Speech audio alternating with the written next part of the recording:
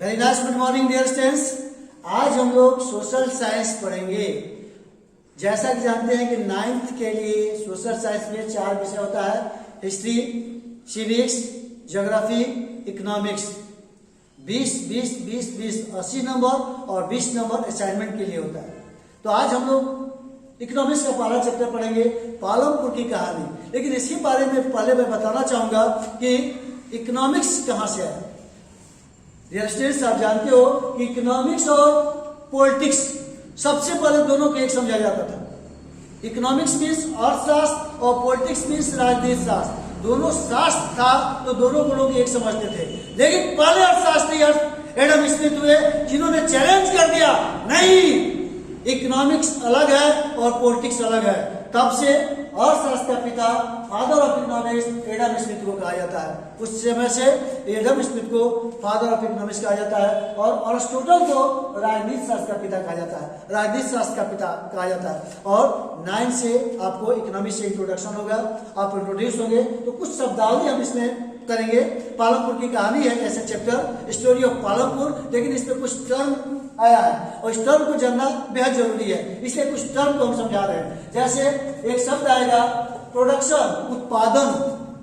उत्पादन किसी वस्तु में उपयोगिता का सृजन करना है, उत्पादन है। किसी वस्तु में उपयोगिता का सृजन करना है, क्या है? उत्पादन है। Creation of utility is called production. प्रकृति में हर एक वस्तु पर्याप्त मात्रा में है, हम लोग क्या करते हैं, उसके रूप रंग आकार प्रकार में बदलाव लाकर उसको और उपयोगी बना देते हैं। और उत्पादन के साधन 5 है। जिस तरह से हम लोग का शरीर 5 तत्वों के मेल से बना है, क्षिति जल पावक गगन समीरा पंच रचित अदम शरीरा। हम लोग का शरीर 5 तत्वों के मेल से बना है, इसमें एक भी तत्व निकल जाए तो हम लोग नहीं बचेंगे।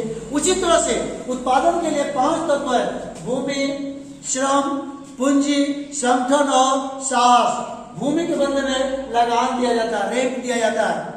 उसी तरह से श्रम के बदले में मजदूरी दिया जाता है, वेतन दिया जाता है। और पूंजी के बदले में ब्याज दिया जाता है। और संगठनकर्ता को, ऑर्गेनाइजर को वेतन मिलता है। और जो शासी होते हैं उनको लाभ या हानि मिलता है, लाभ हो या हानि हो, इसी से किसी वस्तु का उत्पादन होता है।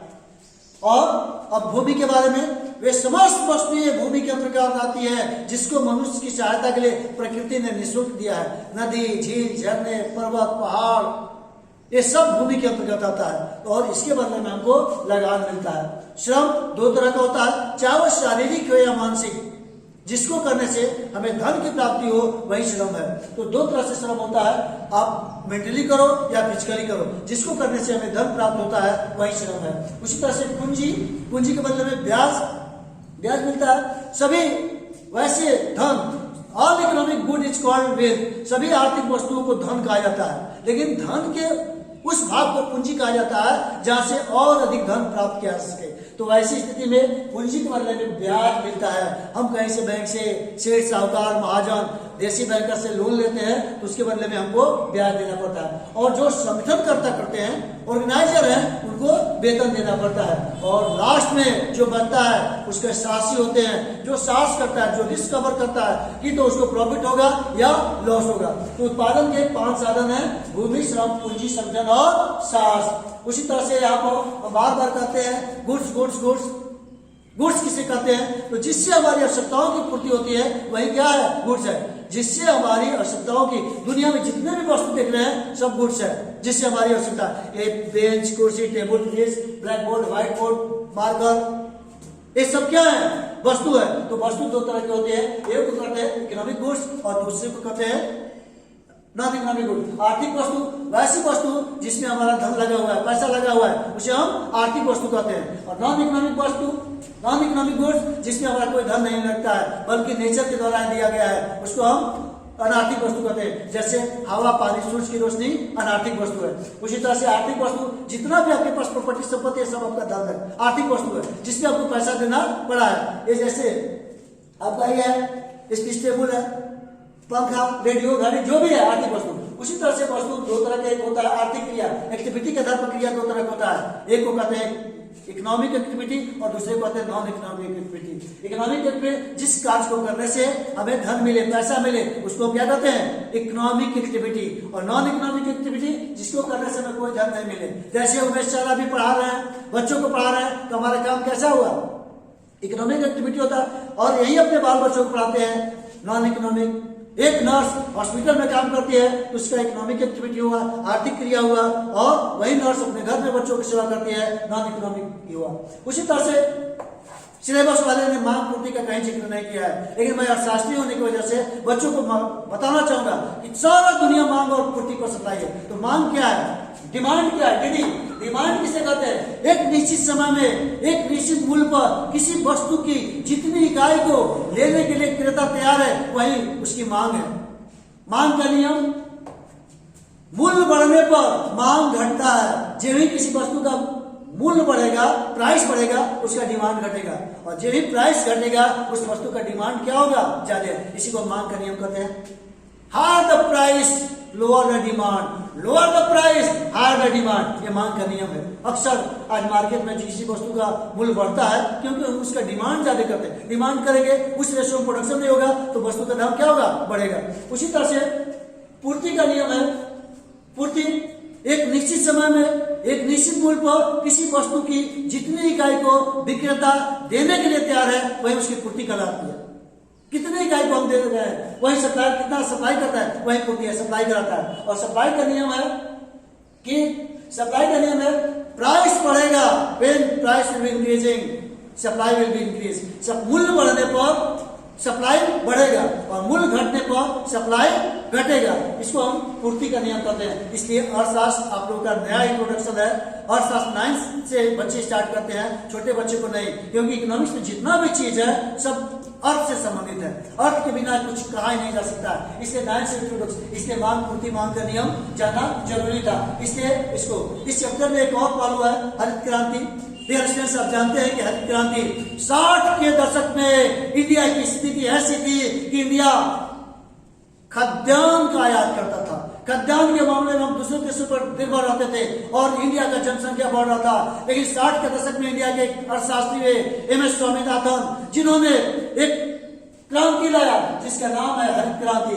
हरित क्रांति के तहत गेहूं और चावल में 8% उत्पादन हुआ और भारत खाद्यान्न के मामले में आत्मनिर्भर हो गया। इसी को हम हरित क्रांति कहते हैं। इस 60 के दशक में इसके भारत में इसके जनक MS स्वामीनाथन है और वर्ल्ड में नॉर्मली बुल्लांग है। और आप देखे होंगे हरित क्रांति इसके ये है। हरित क्रांति के फायदे क्या है कि इंडिया क्या अपना हरित क्रांति के फायदा क्या है कि इंडिया खाद्यान्न के मामले में आत्मनिर्भर हो गया। जो हम विदेशों पर निर्भर रहते हैं, गेहूं चावल दाल के लिए विदेशों पर निर्भर थे, आज इंडिया आत्मनिर्भर हो गया। लोग का स्टैंडर्ड ऑफ लिविंग बढ़ा, लोग आत्मनिर्भर हो गए। खाद्यान्न के बिना कोई, अब खाद्यान्न के अभाव में कोई मर नहीं रहा, लेकिन पहले हमारे यहाँ बहुत स्थिति खराब हो जाती थी। लेकिन इसके फायदे और दोष भी है। ठीक है, दोष क्या है? इससे फर्टिलिटी, भूमि की उर्वरक शक्ति क्या हो जाती है? कम हो जाती है। अधिक मात्रा में इसमें उर्वरक का इस्तेमाल किया जाता है जिससे फर्टिलिटी हमारी क्या हो जाती है? कम हो जाती है। इसके दोष है। इसलिए अधिक से अधिक मात्रा में हम लोग गोबर का इस्तेमाल करें।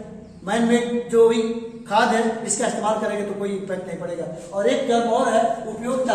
किसी वस्तु में पाए जाने वाले गुण का नाम ही क्या है? उपयोगिता। किसी वस्तु का कीमत हम उसके उपयोगिता की वजह से देते हैं। जो वस्तु जितने ज्यादा हमारे लिए उपयोगी है उसका हम कीमत उतना ही देते हैं, तो उपयोगिता इसको कहते हैं। और उपयोगिता का निर्माण कैसे होता है? कोई भी वस्तु उपयोगी कैसे बनती है? स्थान चेंज करने से वस्तु उपयोगी हो जाती है। जैसे समुद्र के किनारे बालू का कोई वैल्यू नहीं है, लेकिन वही बालू ट्रक से आपके घरों तक लाया जाता है। वहां समुद्र के किनारे जो बालू है उसका वैल्यू 0 है, नहीं है, और वही बालू आपके घर के पास आता है उसका वैल्यू। तो कहने का मतलब है स्थान परिवर्तन होने से वस्तु की उपयोगिता बढ़ती है या घटती है। उसी तरह से समय के आधार पर सीजन अभी है, गर्मी का समय है, जाड़ा गर्मी बरसात के समय में अब गर्मी है, उलन कपड़े का मांग क्या हो जाएगा? बढ़ जाएगा, उसका उपयोगिता बढ़ जाएगी। गर्मी में छाता का ही होगा, तो समय जो परिवर्तन होगा उसी तरह से वस्तु की उपयोगिता बढ़ती और घटती है। नॉलेज जो आपका बढ़ेगा, नॉलेज के आधार पर वस्तु की उपयोगिता बढ़ती और घटती है। कोई वस्तु जिसके लिए कोई उपयोगी नहीं, लेकिन जो ही नॉलेज हो गया वो वस्तु आपका क्या होगी? उपयोगी होगी, वो वस्तु आपके लिए यूजफुल हो जाएगी। तो उपयोगिता का निर्माण नॉलेज के आधार पर होता है। इसलिए और अधिकार, जो ही आपको अधिकार मिल जाए, राइट मिल जाए। सपोज दैट BMW गाड़ी किसी का बगल में रखा हुआ है, उस कार का हमारे लिए कोई वैल्यू नहीं है। लेकिन जब भी हमको चाबी दे दिया जाए कि अब आपका अधिकार है, उमेश बाबू आप इससे घूमिए, तो वो हमारे लिए वस्तु क्या हो जाएगी, उपयोगी हो जाएगी। उस कार को हम बहुत अच्छा से रखेंगे। तो स्थान के चलते, समय, ज्ञान, अधिकार के वजह से वस्तु की उपयोगिता बढ़ती और घटती है। डियर स्टूडेंट्स, इस पाठ का सिमरी यही है। और आगे इसमें हम लोग पढ़ेंगे भूमि की विशेषता क्या है, हरित क्रांति कैसे आया, किस दशक में आया, कैसे कैसे हुआ, किन राज्यों में हुआ, उसी तरह से पूंजी संगठन साहस के बारे में पढ़ेंगे, लैंड के बारे में बहुत सारे। तो वीडियो 2 वॉल्यूम 2 पालमपुर की कहानी दूसरे भाग को आप देखिएगा और उम्मीद है कि आपको सब समझ में आ जाएगा और बहुत आसान है। अब सोशल साइंस में भी 100 में 100 आने लगा है। मैं भी बहुत सारे बच्चों को बोर्ड में 100 में 100 दिया हूँ। इसके टेक्निक के साथ पढ़ना है और उम्मीद है कि आपको ये वीडियो अच्छा लगा होगा। Thank you for watching video, और इस वीडियो को लाइक करें, सब्सक्राइब करें और बहुत बहुत धन्यवाद। Thank you very much.